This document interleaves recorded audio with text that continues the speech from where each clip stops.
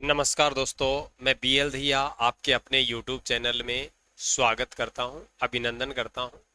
उम्मीद करता हूं आप लोग बहुत अच्छे होंगे, सकुशल होंगे और बहुत अच्छे से आप लोगों की पढ़ाई चल रही होगी। दोस्तों, आप लोगों को ज्ञात है कि अपन लोग दिल्ली पुलिस के प्रीवियस एग्जाम सोल्व कर रहे हैं और इस दिल्ली पुलिस के प्रीवियस एग्जाम में आप लोग 2020 से आए हुए सभी एग्जाम के सभी शिफ्ट के आप लोग topic wise question paper solve कर रहे हैं।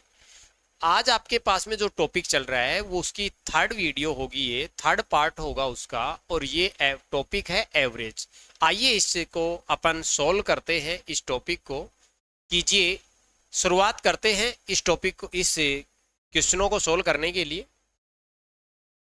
ये आप लोगों के पास में n संख्याओं का औसत 36 है। हमें नहीं पता कि संख्या कितनी दी हुई है, लेकिन n संख्याओं का औसत 36 है।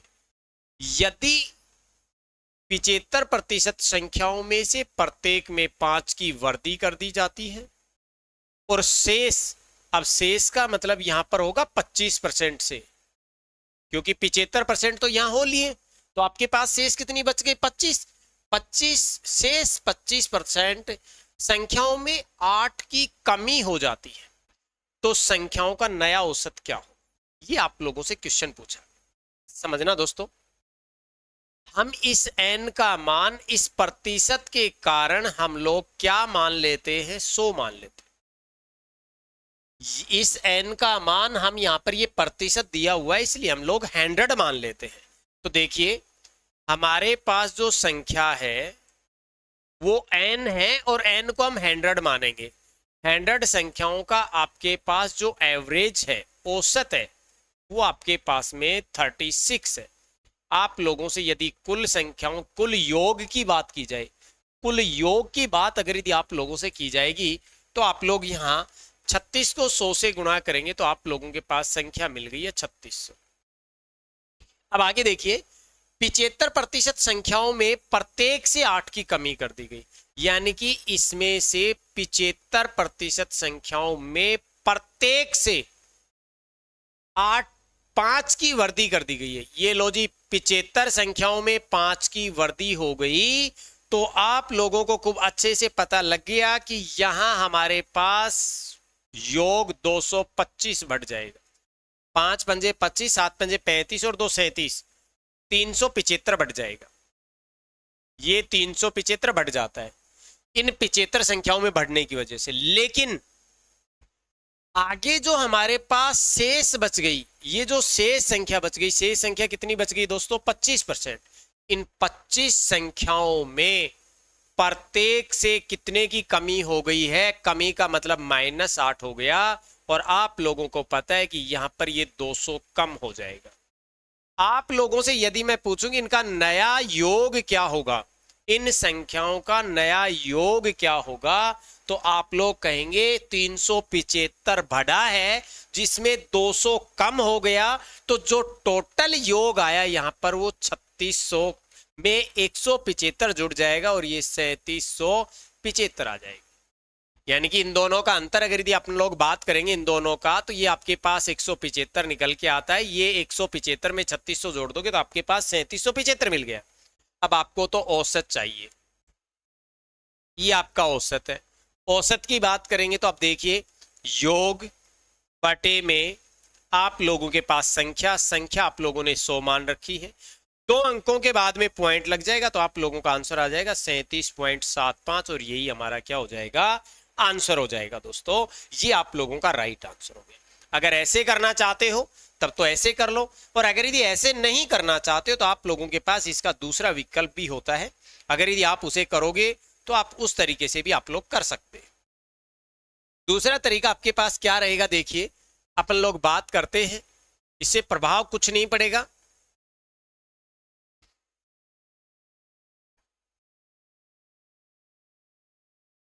समझना, अब n संख्याओं का जो औसत है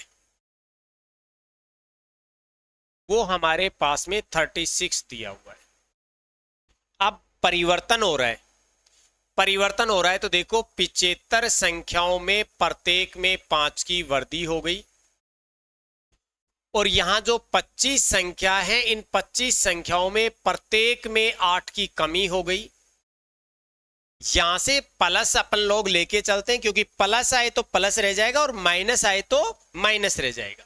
अब आप लोग ध्यान देना, इनके बीच में प्लस है और ये 25 संख्या ये थी और 75 संख्या ये है। टोटल संख्या कितनी मिल गई आपको? 100 संख्या मिल गई। यहां आप लोगों के पास 36 प्लस, यहां पर देखना इन दोनों को करते हैं तो ये आपके पास में मिल रहा है 375। यहां से सोल्व कर रहे हैं तो ये 25 अंठे 200 मिल रहा है। और आप लोग यहां पर यदि 100 का भाग लगा देते हैं तो देखिए इनका एवरेज मिल जाएगा बढ़े हुए का। या बढ़ा हुआ है या घटा हुआ है, दोनों में से प्लस है तो जोड़ देना, माइनस है तो घटा देना। यहां से देखिए अगर यदि आप इससे आगे सोल्व करते हो तो यहां पर आप लोगों के पास में 175 बच गया। 175 में 100 का भाग लगाओगे तो आपके पास 1.75 निकल के आता है। और अगर यदि इससे आगे सोल्व करोगे तो ये आपके पास में 37.75 होगा, जो हमारा राइट आंसर। उम्मीद करता हूं बहुत अच्छा समझ में आया होगा। तो अगला क्वेश्चन देखिए दोस्तों, ये वाला क्वेश्चन आप लोगों के पास लिखा हुआ है। 2 वर्ष पूर्व किसी परिवार के 5 सदस्यों की औसत आयु 18 वर्ष थी। कितने वर्ष पहले की बात हो रही है? 2 वर्ष पहले की। समझिए, 2 वर्ष पूर्व सदस्यों की जो संख्या है वो हमारे पास 5 है और इनका जो एवरेज था, औसत था, वो आपके पास 18 दिया हुआ है। और यहां पर आपके पास में कुल आयु की बात की जाएगी, ये कुल आयु लिखी जाएगी। अब आप ध्यान देना दोस्तों, आप लोगों को खूब अच्छे से पता है यदि 2 साल पहले उसकी आयु 18 वर्ष थी, औसत आयु, बोलो प्रत्येक व्यक्ति 2-2 वर्ष बढ़ेगा या नहीं बढ़ेगा वर्तमान में आने के लिए? यानी कि वर्तमान में पहुंचेगा कोई भी व्यक्ति तो पहला व्यक्ति भी 2 साल बढ़ेगा, दूसरा व्यक्ति भी 2 साल बढ़ेगा, तीसरा व्यक्ति भी 2 साल बढ़ेगा, चौथा व्यक्ति भी 2 साल बढ़ेगा और पांचवा व्यक्ति भी 2 साल बढ़ेगा। अर्थात सभी व्यक्ति 2-2 साल बढ़ जाएंगे, 2 वर्ष बढ़ जाएंगे। जब प्रत्येक संख्या में वृद्धि की जाती है तो स्वतः ही एवरेज में भी वृद्धि हो जाती है।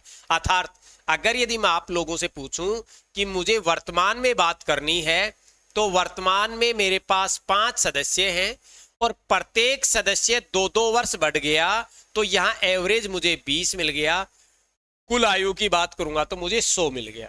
भाई 20 पंजे 100, इन 5 परिवार के 5 सदस्यों की जो वर्तमान कुल आयु है वो 100 वर्ष हो गई। अब आगे देखिए, एक नए सदस्य के आ जाने से उस परिवार की औसत आयु आज भी वही है। अब ध्यान देना, एक नया व्यक्ति आ गया तो व्यक्ति कितने बन गए? 6। एक नया व्यक्ति आ गया दोस्तों, 6 व्यक्ति बन गए और इनका औसत आज भी 18 ही है। बोलिए 18 छीकी 108। आप लोग कहेंगे हाँ। जो नया व्यक्ति आपके पास में आया, उस नया व्यक्ति का यदि आप लोग नया व्यक्ति की आयु आप लोग निकालना चाहते हो तो इन दोनों को आपस में लेस कर देते हैं। लेस करते हैं तो हमारे पास 8 बचता है और 8 वर्ष हमारा राइट आंसर हो जाता है, जो आप लोगों का सी ऑप्शन राइट। अगर आप इस तरीके से करते हो बहुत अच्छी बात, इसमें भी आप समय बचाने का प्रयास करते हो तो समय बच जाएगा। ध्यान देना आप लोग, मैं इस क्वेश्चन को दूसरे तरीके से समझाने का प्रयास कर रहा हूं, देखना बहुत ही अच्छा समझ में आएगा आप लोगों को।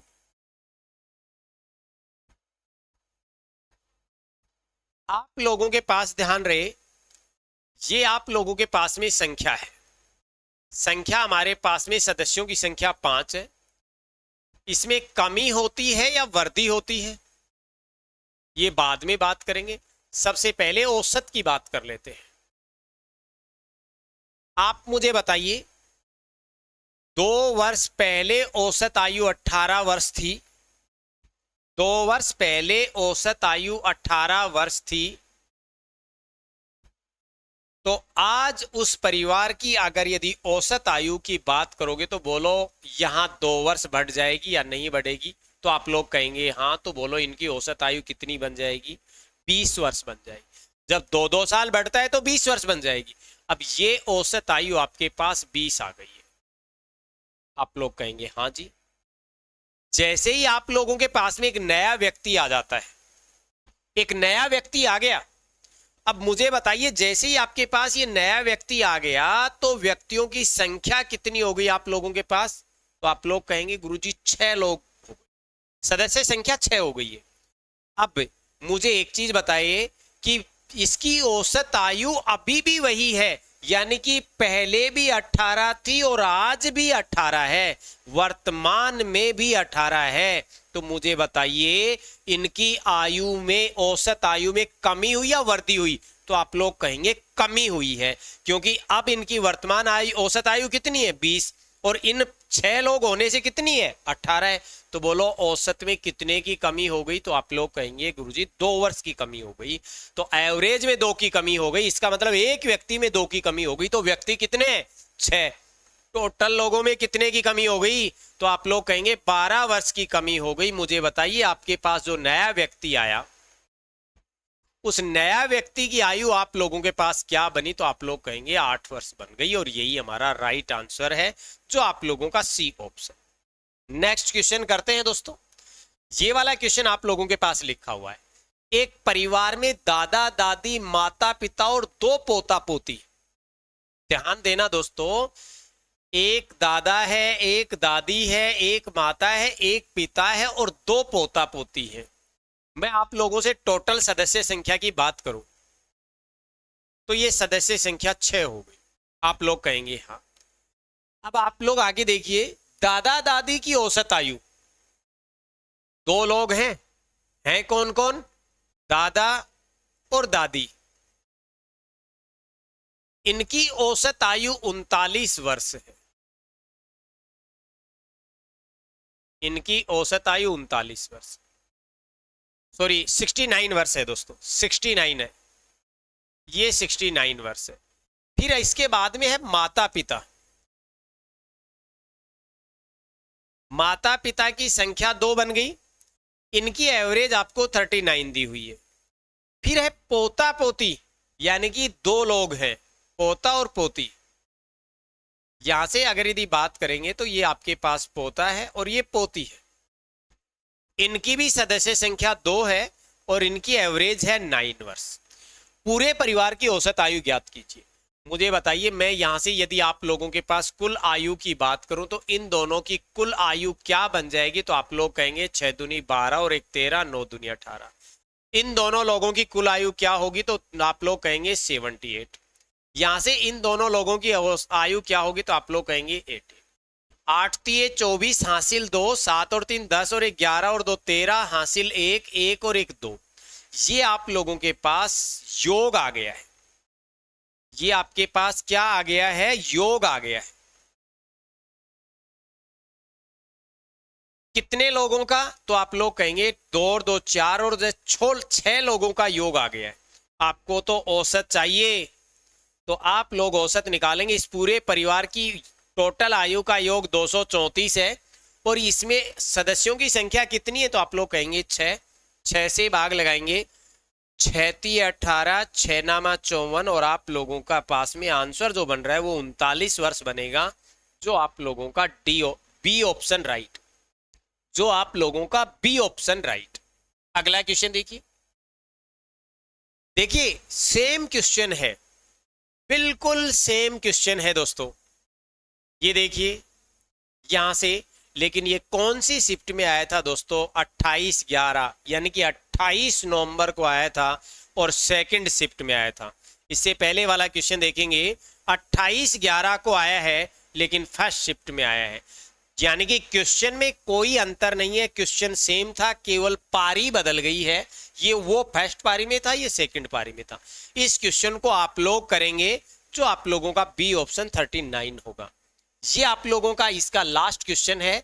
इस वाले क्वेश्चन को अपन लोग करते हैं।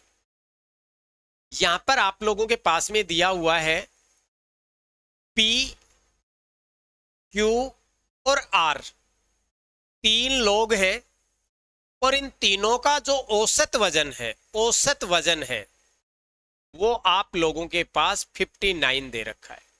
यदि मैं कुल वजन की बात करूं तो ये आप लोगों के पास में बन जाएगा 9 3 27, 5 3 15 और 2 17, 177 बन जाएगा। 3 लोगों की जो आयु है वो आप लोगों के पास में कितनी बन गई है? 177 बन गई है। अब आप लोग ध्यान दे दोस्तों, ये तो 177 बन गई, लेकिन आगे देखो P और Q का औसत, ये कौन कौन है यहां पर, ये कह रहा है P और Q। P और Q में व्यक्ति 2 हो गए और इनका औसत 55 हो गया।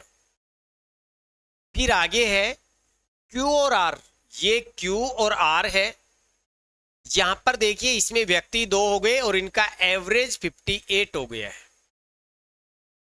Q का वजन ज्ञात कीजिए। मैं आप लोगों से पूछना चाहता हूं इनका कुल वजन कितना हो गया, तो आप लोग कहेंगे 110। इनका कुल वजन कितना हो गया, तो आप लोग कह देंगे 116। मैं आप लोगों से पूछना चाहता हूं इन सबका वजन कितना हो गया, तो आप लोग कहेंगे इन सबका वजन हमारे पास 226 हो गया है। अब आप मुझे एक चीज बताएं दोस्तों, ये ऊपर जो लिखा हुआ है ये P + Q + R लिखा हुआ है, 3 लोग हैं, यहां पर 4 लोग हैं, P Q Q R, यानी कि P भी है, P यहां भी है, P यहां भी है, Q यहां भी है, Q यहां भी है, R यहां भी है, यहां भी है। देखो क्या और बच गया आपके पास, केवल Q बच गया। और आपको किसके बारे में पूछा गया था, Q के बारे में पूछा गया। तो आप लोग Q की वैल्यू निकाल दीजिए। Q की वैल्यू कैसे निकलेगी, Q की आयु कैसे निकलेगी, Q का वजन, Q का वजन कैसे निकलेगा। Q का वजन निकालने के लिए आप लोग इन 4 लोगों के वजन में से 3 लोगों का वजन घटा दो, यानी कि इन दोनों को आपस में घटा दो। घटाएंगे तो आप लोगों के पास जो संख्या बचेगी वो देखिए, ये 16 में से 7 चले गए तो 9 बच गया, यहाँ 21 में से 11 में से 7 चले गए तो 4 बच गया, और आप लोगों के पास में आंसर आ गया 49 kg, जो आप लोगों का ऑप्शन ए राइट है। उम्मीद करता हूं आपको पढ़ाया हुआ बहुत अच्छे से समझ में आया होगा। आज का इतना ही होगा, ये केवल आपके पास में लगभग 7 से 8 क्वेश्चन थे जो मैंने सोल्व करवा दिए हैं। अब अगली क्लास अपनी नेक्स्ट डे होगी और नेक्स्ट डे अपन लोग नया टॉपिक लेके उतरेंगे इस दिल्ली पुलिस का ही। तो तब तक के लिए आप लोगों को गुड नाइट, और आप लोग आगे इसी तरीके से इस वीडियो पर कमेंट्स करते रहिए कि आप लोगों को कौन सा पेपर आपको सोल्व करवाना है। अपन लोग पेपर सोल्व करवाएंगे और नेक्स्ट आज का इतना ही करेंगे। थैंक यू, धन्यवाद।